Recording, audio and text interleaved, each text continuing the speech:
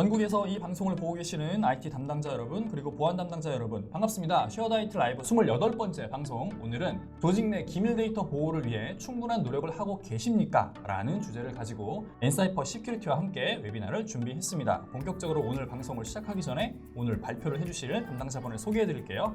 엔사이퍼 시큐리티의 김동민 과장님을 소개하겠습니다. 박수 부탁드립니다. 네, 안녕하세요. 오늘 웨비나를 진행하게 될 엔사이퍼 김동민 인사드립니다. 피부에 와닿을 수 있는 조금 더 우리의 이제 업무와 관계될 수 있는 이런 내용들을 가능하면 후반부에 좀 많이 담아보려고 노력을 했고요. 지루하지 않은 시간 또 유익한 시간이 되실 수 있도록 최선을 다해서 진행해 보도록 하겠습니다. 알겠습니다, 과장님. 자, 오늘 주제가 그렇게 쉬운 내용은 아닌 것 같아요. 어쨌든 말씀하신 것처럼 쉽게 설명을 해주신다고 하니까 기대를 해보고요. 이제 본격적으로 발표 자료로 넘어가 보도록 하겠습니다. 처음으로 저희가 이제 말씀드릴 내용은 서두에 말씀드렸다시피 2020년 글로벌 암호화 동향 보고서에 대해서 말씀을 드리겠습니다. 네. 이 보고서는 저희 엔사이퍼와 그리고 포네몬 연구소가 함께 전 세계 약 6,400명이 넘는 보안 전문가를 대상으로 실시하였습니다. 상세한 내용, 그 보고서의 전문은 저희 홈페이지 encypher.co.kr로 접속하시면 어렵지 않게 받아보실 수 있습니다. 작년까지 진행한 조사에서는요, 기업의 자산을 보호하기 위해서 암호화 기술을 가장 많이 사용한 것으로 나타나 있는데요. 올해 처음으로 개인정보 보호라는 목적이 우리나라뿐만 아니라 전 세계에서 가장 중요한 암호화의 목적이다, 1위 항목이다 라고 새롭게 이제 떠오르게 되었습니다. 그전에는 개인정보가 1위가 아니었다면 어떤 게 1위였던 건가요? 전에는 뭐 기술이나 아니면 지식정보 이런 회사의 내부 자산이라고 보일 수 있는 그런 부분들이 더 중요하게 다뤄졌는데 최근에는 이제 개인정보가 개인만의 정보가 아니고 또 개인정보를 활용하는 여러 산업이 많이 대두가 되다 보니까 그래서 개인정보가 가장 중요한 항목으로 떠오르게 되었다고 생각이 됩니다. 네. 우리나라에서는 사실 암호화 전략이라는 그 단어 자체가 굉장히 생소할 수가 있는데요. 이제 글로벌로 보면은 예전에는 2006년도에 약 15% 그리고 2020년도에는 48%의 그 응답자가 암호화 기술을 어디에 적용할 것인지 또 어떻게 적용할 것인지 또 암호키를 어떻게 관리할 것인지에 대한 암호화 전략을 보유하고 있다라고 답변을 하였습니다. 아직은 생소한 분야 맞죠? 저희에게는요. 넘어가겠습니다. 네. 암호화 전략이라는 단어 자체가 되게 생소한 것 같아요. 그렇죠.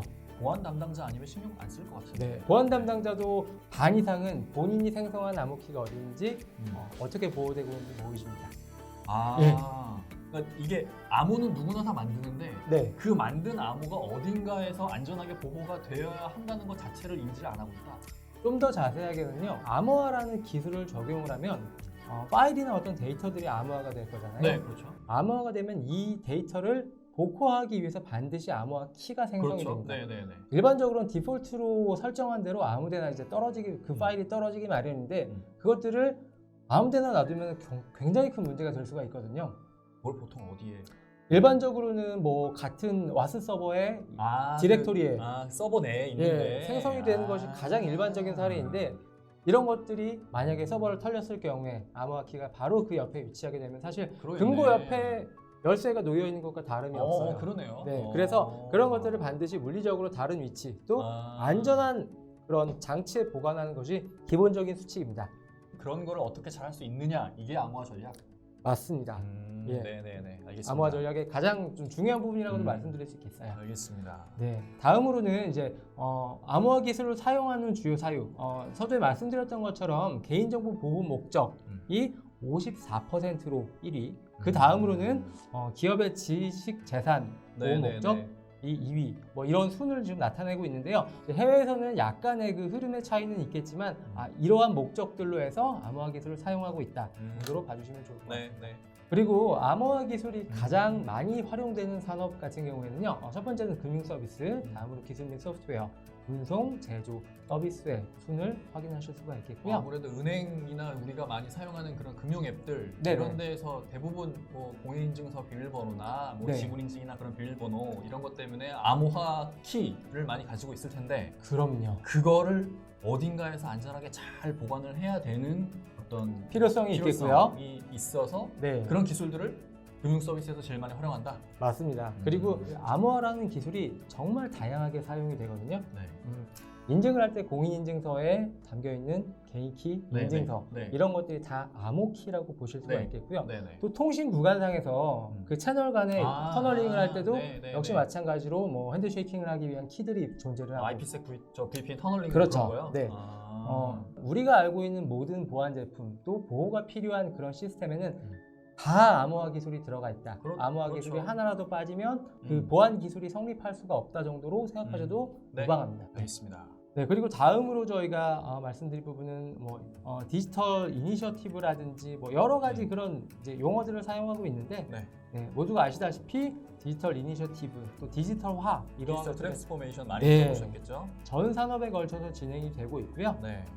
이에 따라서 이제 가장 크게 중간 그 암호화 활용 사례는 여기 보시는 것처럼 클라우드와 IoT 분야라고 볼 수 있겠어요. 네네. 사실 아직은 클라우드 물론 우리나라도 많이 확장은 되고 있지만 좀 익숙하지 않은 그런 부분일 수가 있겠고요. 네.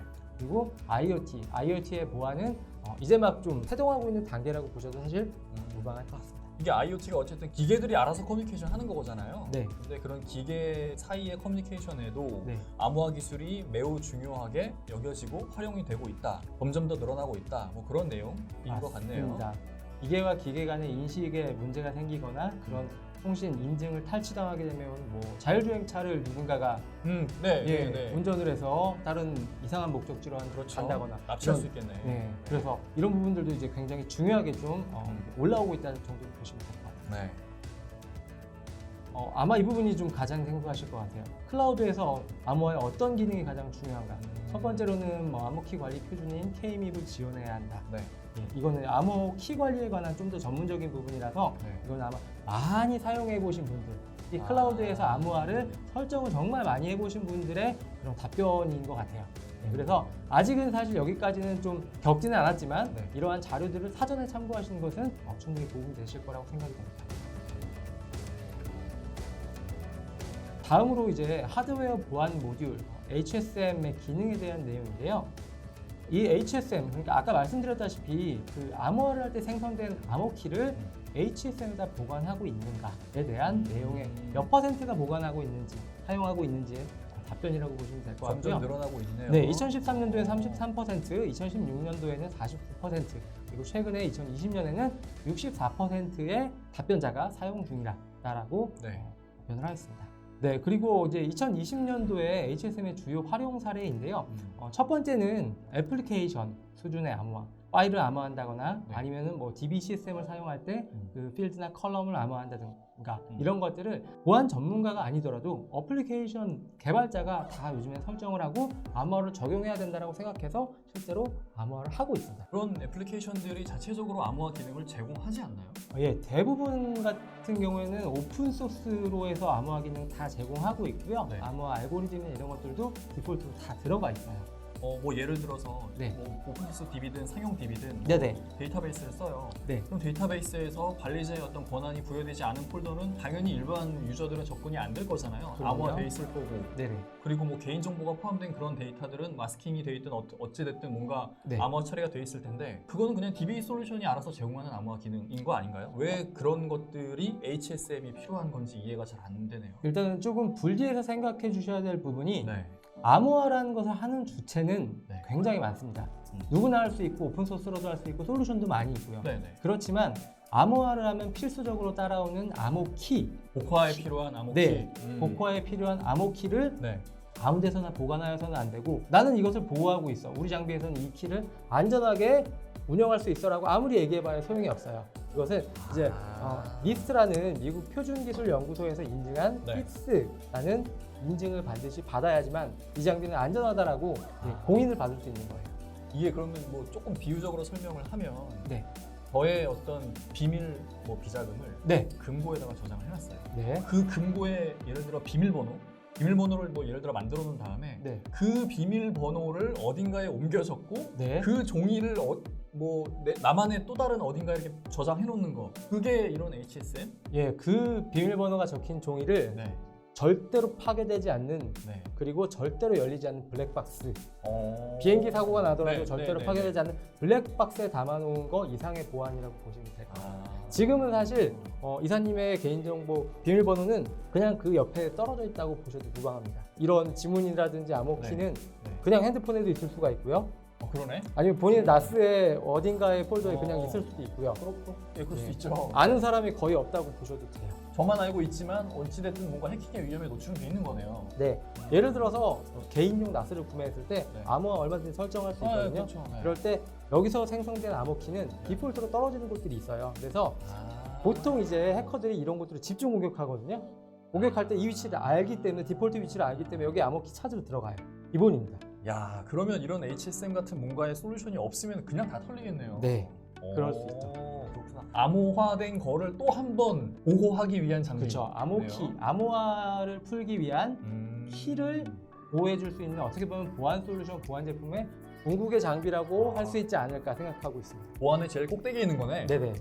네, 알겠습니다. 그리고 이제 HSM 활용 사례 중에 가장 많이 증가한 부분은 첫 번째로는 이제 빅데이터의 암호화. 네. 그 다음으로 코드 서명 잠깐 말씀을 드리면 네. 어떤 제조사에서 소프트웨어를 생산하는 경우에 그 소프트웨어가 우리가 생산한 제품이 맞다라는 것을 반드시 코드 서명을 통해서 검증을 해줘야 돼요.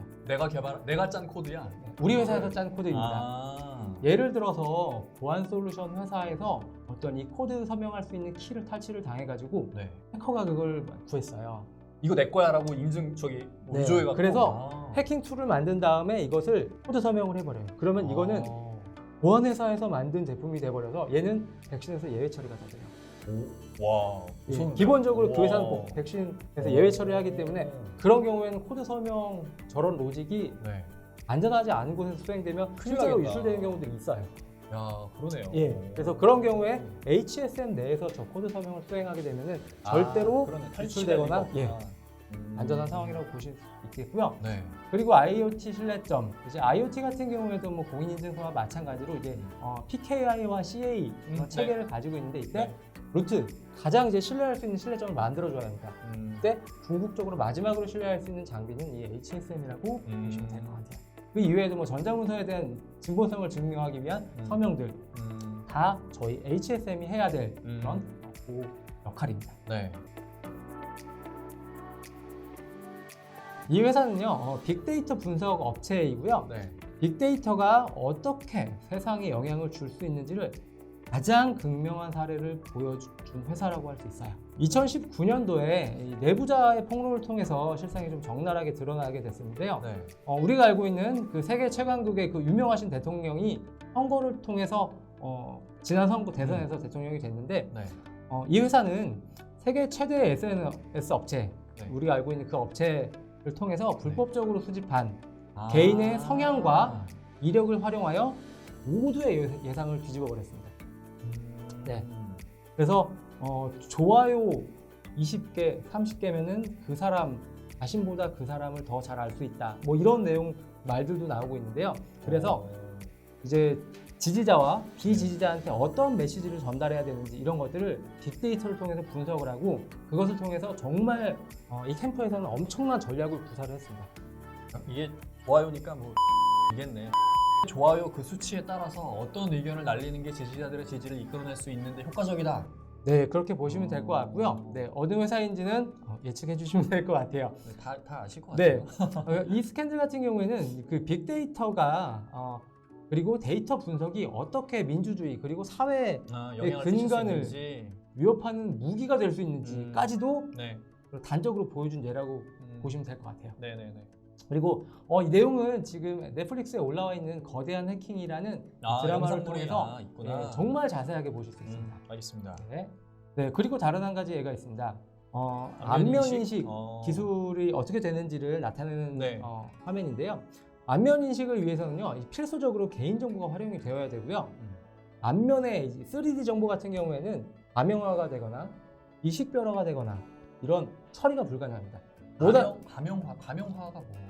예를 들어서 제 이름 김동민이라는 이름을 가명으로? 네, 김모 씨, 네, 홍길동 이렇게 네네네. 바꿔치기를 해야 되는데 네. 그래도 다른 데이터들이 있기 때문에 그것들을 빅데이터 활용할 수 있거든요. 네네네. 그렇지만 안면 데이터는 절대로 그런 가명화, 비식별화 할 수가 없어요. 그렇겠죠. 있는 그대로 써야지만 됩니다. 네네. 그래야 의미가 있는 거니까. 이러한 안면 데이터 기업에서 기업으로 판매할 수 있을까요? 하면 안 되는 거 아니에요? 정말 쉽지 않을 것 같아요. 정말 동의 쉽지 않습니다. 네, 안 될 것 같은데 이거는. 네. 하면 안 될 것 같은데. 그럼 이 안면인식이라는 산업 분야에서 세계 네. 최대 회사, 최고 기술을 가진 회사가 어디인지 혹시 아십니까? 회사는 모르겠지만 왠지 중국이 제일 발달돼 있지 않았을까. 네. 댄스타임이라는 업체이고요. 오. 중국에 위치한 IT 업체로 네. 네. 오. 소프트뱅크 그리고 뭐 알리바바 이런 네. 데서 투자를 유치해가지고 음. 현재는 약 75억 달러 정도의 가치가 있는 엄청난 그 스타트업으로 유니콘 이상으로 지금 이제 오, 성장을 한 그러네요. 거죠. 이렇게 성장할 수 있었던 배경은 아마도 이제 첫 번째로는 중국 정부 자체가 AI에 대한 투자를 엄청나게 네네. 했습니다. 네.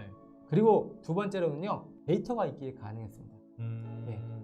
13억 명의 그 안면에 대한 데이터는 이러한 AI 엔진을 계속해서 성장시켜주고 또 그런 것들을 다시 피드백을 줌으로써 이 AI 엔진이 더 지적을 받고 성장할 수 있도록 특징을 좀 더 잘 찾아낼 수 있도록 하는데 엄청난 기여를 하였습니다. 네, 그리고 이제 우리나라의 사례를 좀 말씀을 드릴 텐데요. 네. 최근에 이제 코로나 때문에 이 역학조사를 위해서 네, 개인정보를 어디까지 공개해야 되느냐, 어디까지 그게, 제공해야 되느냐 굉장히 많은 이슈예요. 네, 그렇죠. 말이 우리나라는 많았죠. 그나마 좀 많이 협조를 하는 편이긴 한데 네. 특히 외국에서는 정말 많은 그런 반발들이 있잖아요. 네. 코로나 역학조사 앱들이 여러 가지가 지금 그렇게 사용이 되고 있고요. 네. 그리고 우리나라 같은 경우에는요, 이것이 준비되는 과정에서 정말 신속하게 관련법을 입법화, 제도화하고 또 코로나 확진자를 분석할 수 있는 그런 동선 분석 시스템을 만들었습니다.